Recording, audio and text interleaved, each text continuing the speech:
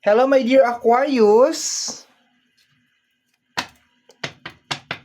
Welcome back sa ating YouTube channel. My name is RJ, your tarot card reader. At ang gagawin po natin ngayon is yung ating daily reading para po ito sa araw ng July 10, 2026. Titingnan po natin kung anong mga eksena, kaganapan at kung ano-ano pa na maaari mong makasalubong sa araw na ito.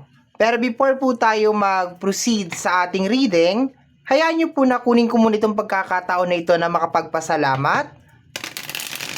Maraming salamat po sa ating mga abangers, sa mga walang sawang naghihintay at nag-aabang ng kanilang mga readings. Thank you very much. Gusto ko rin pong kunin itong pagkakataon na ito na magpasalamat sa ating mga bagong subscribers.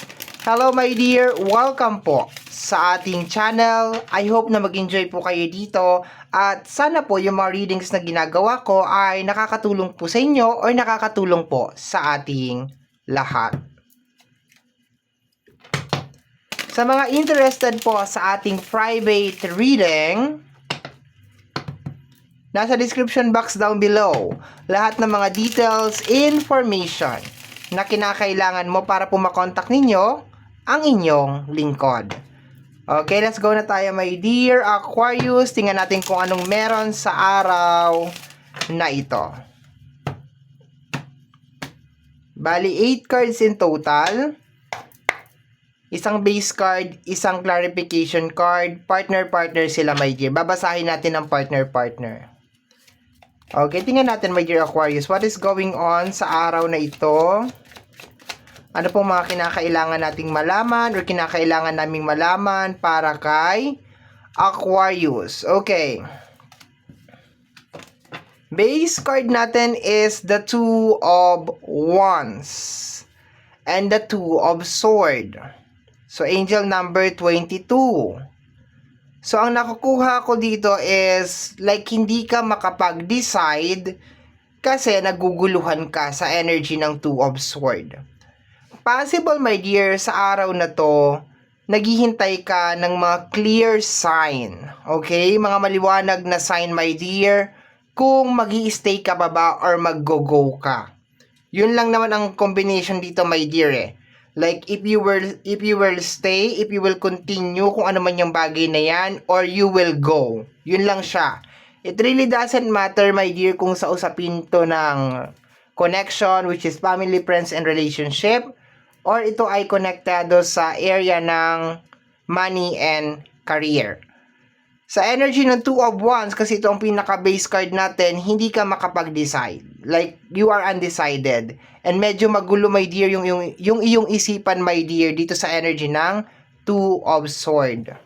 May mga gumugulo sa isipan mo.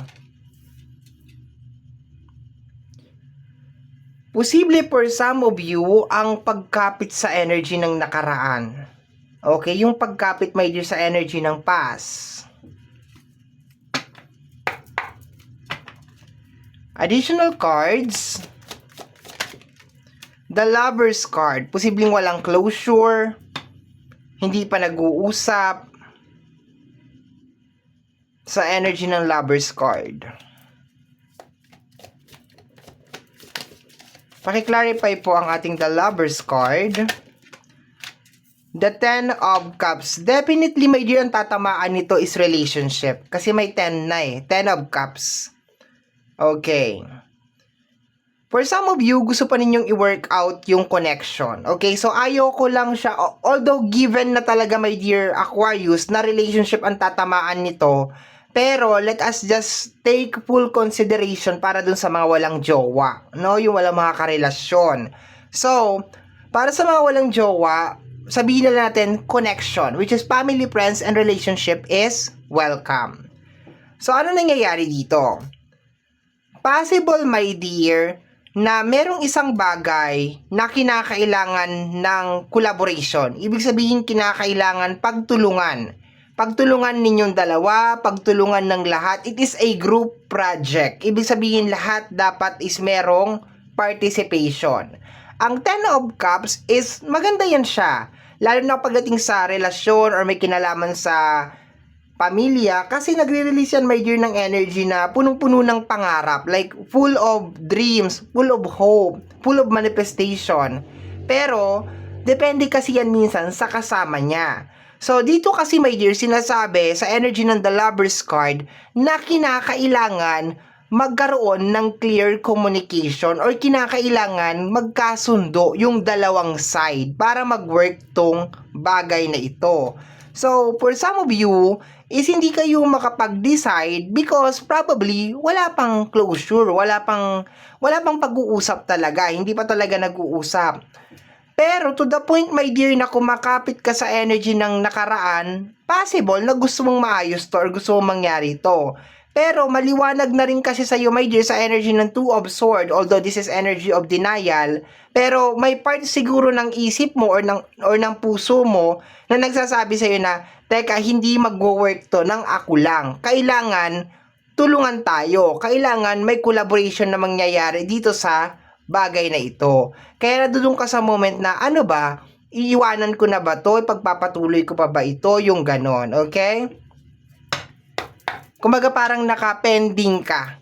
No, pending yung energy, my dear. Walang maliwanag na sagot, walang maliwanag. Malabo, in short, yung mga bagay-bagay. Tingnan natin. Next card. We have here the energy of the Five of Cups. Probably baka toxic na energy ang nangyayari. And the energy of the Two of Pentacles. Paulit-ulit na nangyayari, paulit-ulit na senaryo. And probably, my dear Aquarius, you are getting drained. You are getting drained. Nakuha ko kasing energy ng 222 over here. Napapagod na, my dear, yung isip mo. No? Napapagod na yung isip mo, my dear, na balansehin tong mga bagay-bagay na to. Ayan, oh. For some of you, problema na may kinalaman sa usapin ng pinansyal. For some of you is nagmarinate na sa iyong isipan. Okay, may mga issue sa loob ng relationship or sa loob ng connection. I think gusto mo lang naman itama. Okay, gusto mo lang naman itama kung ano yung mali. Pero, for some of you, gusto lang naman ninyo mabuo kung ano yung mga dapat mabuo over here or mangyari yung mga dapat na mangyari. Kasi posibleng na pag-usapan to. Posibleng ito talaga yung original na plano. Pero lately kasi, parang ang nangyayari, my dear Aquarius, is ikaw na lang yung nagpupush nung plano na yun. Ikaw na lang yung naniniwala, my dear, na mangyayari yung plano na yun. And alam mo, pinaka-sad na energy dito, my dear, is kahit na gusto mo pa rin i-push yung isang bagay na yun or gusto mo pa rin mangyari yung bagay na yun, my dear, nararamdaman mo deep inside your heart na hindi to magwo-work ng ikaw lang. Kinakailangan magkaroon ng tulungan, kinakailangan mag-usap, kinakailangan magkaroon ng collaboration. Kasi for some of you, baka nakakaranas na rin kayo ng pagod. Okay? Pagod, pagkalito.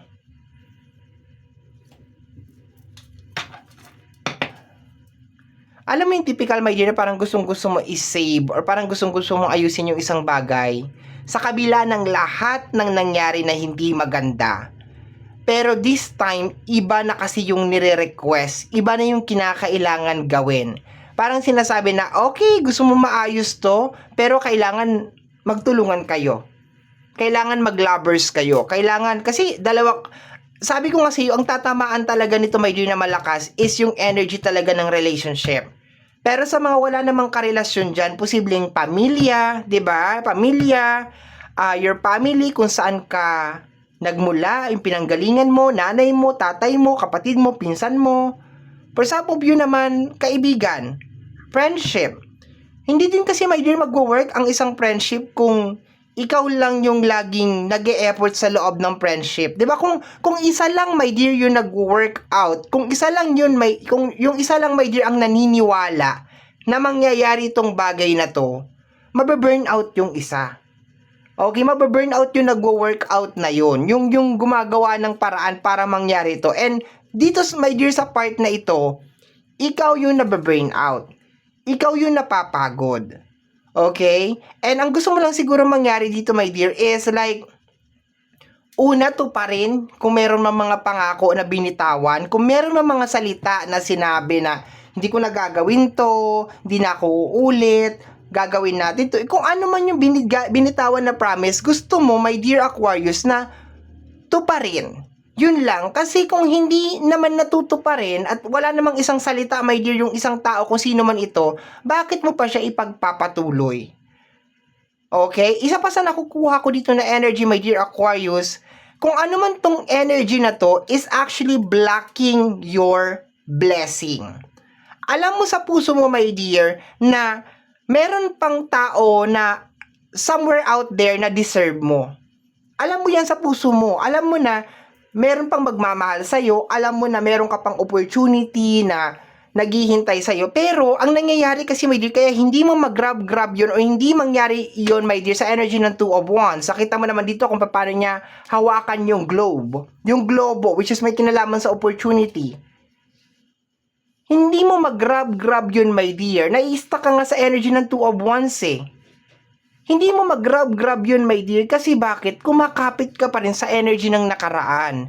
Umaasa ka pa rin talaga na mag-work pa rin ito. Pero yun nga lang, kailangan talaga ng cooperation or collaboration. Let me see, my dear Aquarius. Last two cards na lang tayo. Ang hirap nito, my dear. Kasi gusto mong i-build Gusto mong i-build. We have here the energy of the King of Swords. Si King of Swords is very, very smart. And meron ka ditong sword. Okay, baka for some of you, baka nagdadalawang isip na kayo kung ikakat na ba ninyo, pagpapatuloy nyo ba, ganon. Tingnan natin, ha? Aha, may sword na naman. Ilan to? 3 card. Okay, sige, babasahin natin for you, my dear. Bonus yung dalawa, okay? The King of Swords and the Justice card. Normally, pag nagsama tong dalawa na to, kinakailangan mong gumawa ng desisyon. Ayon sa kung ano yung nararapat. Pero sabi ko nga sa iyo, my dear, hindi ka makagawa ng desisyon sa araw na ito kasi nga naguguluhan ka. Hindi mo alam. Naghihintay ka ng parang confirmation, ng parang probably baka nagbibigay ka ng second chance. Okay, si Queen of Swords kasi ang nagbibigay ng second chance, pero wala naman tayong Queen of Swords over here, King of Swords, okay? Probably lang naman. Probably you're giving a second chance. And ito si Justice card. 'Di ba? Minsan this is a representation, my dear, ni Queen of Swords, si Justice card, okay? So tingnan natin yung dalawang bonus card. We have here the energy of the Six of Wands and the Emperor. Okay. Alam mo, my dear, na meron ka magagawa para maayos yung isang bagay. Pero ito kasi, my dear, yung panahon o yung oras na parang hindi mo kayang gawin parehas. Kaya kinakailangan mong mamili. Kinakailangan mong mag-decide. Or very, very soon, my dear, kung hindi man to ngayong araw na to, very, very soon kinakailangan mong mag-decide. It really doesn't matter kung clear na ba. Kasi possible, my dear, na baka meron mga tao, my dear, na ayaw lang talaga nila mag-decide kasi gusto nila mapending ka. 'Di ba? Pwede yon. Pero sinasabi kasi dito sa card na to, na una, hindi mo kayang sakupin parehas. Hindi, yung ibig sabihin yung energy mo is iisa lang, so kinakailangan mo mamili kung saan mo ilalagay yung energy mo. Okay? Pero definitely kino-confirm dito na may success na naghihintay sa'yo, na tama yung nararamdaman mo, my dear Aquarius, na meron pang naghihintay sa'yo out there. Na posibleng as of this moment, baka you are wasting your time sa bagay na yan or sa tao na yan. 'Di ba? Tingnan natin yung bottom deck of the card. Bottom deck of the card is the energy of the Queen of Swords, 'di ba? Pinag-usapan ka pa lang namin eh. Queen of Swords is related sa energy of second chance. So definitely baka nagbibigay ka pa ng second chance, and after noon baka makagawa ka na ng desisyon. Pero based on the energy, probably you are wasting your time kung nasaan ka man naruroon ngayon. Kung related man, my dear, sa love, related man sa connection, or related man sa area ng money and career, definitely parang nagsasayang ka ng oras dyan kasi probably meron mga tao, my dear, posible na meron mga tao, my dear, na ayaw makipagtulungan or ayaw makipag-collaborate sa'yo. Okay? Or, the worst is, sinasadya na ipending ka. Ibig sabihin parang hindi ako gagawa ng desisyon kasi para hindi makamove forward si Aquarius. Parang ganon. Sinasadya. Okay? So, my dear Aquarius, yan po nasagap natin na message, energy para sa araw na ito, July 10, 2026. Kagaya po ng lagi kong sinasabi, my dear, ang tanging hiling at dasal ko lamang po sa ating buong may kapal na ang mga readings na ginagawa ko ay nakakatulong po sana sa ating lahat. Maraming salamat po. Thank you, my dear, and take care of yourself. Bye-bye!